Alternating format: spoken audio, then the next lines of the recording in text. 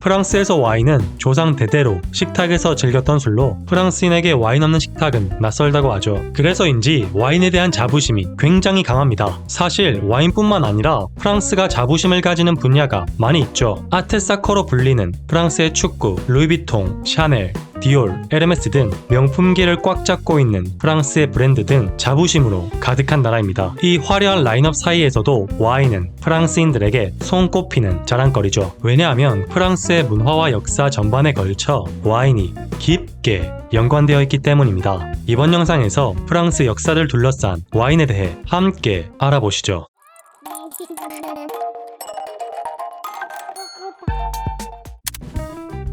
프랑스의 보르도는 좋은 테루아를 갖추고 있습니다. 따뜻한 기후, 비옥한 토양, 자연재해를 막아주는 넓은 소나무숲 등 포도를 키우기 최적의 환경이죠. 또한 대서양과 맞닿아 있어서 일찍이 유럽 전역으로 와인을 수출했던 세계 최고의 와인 생산지입니다. 하지만 보르도는 원래 프랑스가 아닌 아키텐 공국의 영토였죠. 아키텐 공국의 공주 엘레오노르는 프랑스의 루이 7세와 이혼하고 헨리 2세와 재혼했는데 그는 2년 뒤 잉글랜드의 국왕으로 등극했습니다. 잉글랜드의 여왕이 된 엘레오노르는 아키텐 지역을 잉글랜드에 귀속시켰죠. 이를 원인으로 프랑스와 잉글랜드는 1337년부터 무려 116년간 전쟁을 치렀습니다. 이를 100년 전쟁이라고 부르죠. 당시 보르도 와인 수출 세금이 잉글랜드 전체 세금보다 많았으니 양국이 100년 넘게 싸운 것에 와인이 큰 부분을 차지했다고 볼 수 있죠. 전쟁의 결과는 프랑스의 승리였고 보르도를 프랑스의 영토로 만들었습니다. 덕분에 연간 7억 병의 와인을 생산하는 프랑스 최고의 와인 생산지로 남아있는 것이죠.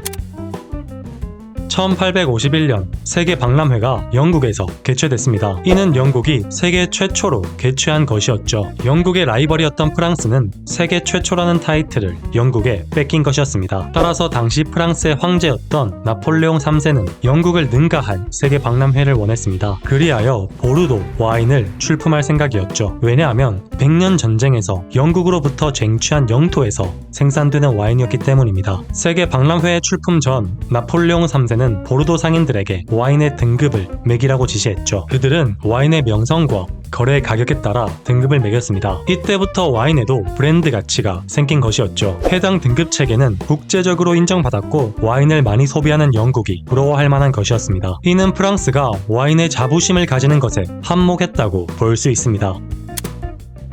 1863년 프랑스의 포도나무들이 말라 죽는 일이 발생했습니다. 원인은 필록세라로 불리는 해충이었죠. 필록세라는 포도나무에 기생하여 수액을 빨아먹는데 이 1mm도 안 되는 작은 해충이 프랑스 전체 포도밭의 무려 40%를 황폐화시켰습니다. 필록세라는 미국에서 건너온 해충인데 프랑스 와인 상인이 미국 포도나무를 연구하기 위해 미국산 포도나무를 집 마당에 심은 것이 화근이었죠. 피해는 20년 넘게 지속되며 프랑스 와인에 암흑기를 불러왔습니다. 특히 필록세라로 인해 와인 공급이 부족해진 틈을 타서 와인 위조가 극성을 부렸죠. 수입 건포도로 와인을 제조하는가 하면 고급 와인과 저급 와인의 블렌딩도 일삼았습니다. 결국 프랑스 정부는 와인 산업의 보호와 육성에 나섰죠. 따라서 1935년 이나오라는 프랑스 농산물의 품질을 관리하는 기관이 탄생했고 여기서 AOC를 만들었습니다. AOC는 포도의 생산 지역, 품종, 재배 방법 등 와인 생산의 모든 과정을 규제하는 것이죠. AOC는 프랑스 정부가 증명하는 마크이니 위조 와인을 방지할 수 있었고 프랑스 와인의 위상을 지켰죠. 한국이 반도체 산업을 대하는 것처럼 프랑스에서는 와인 산업을 국가 차원에서 법으로 보호하는 것입니다.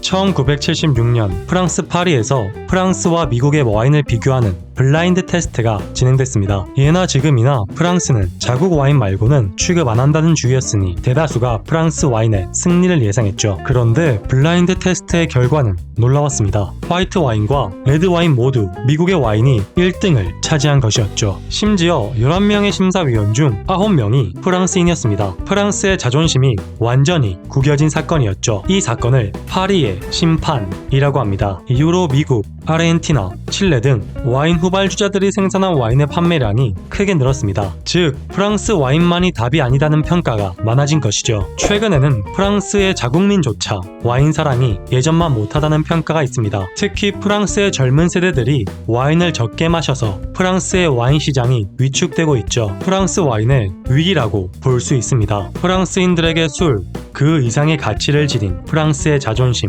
앞으로 프랑스 와인의 운명은 어떻게 될까요?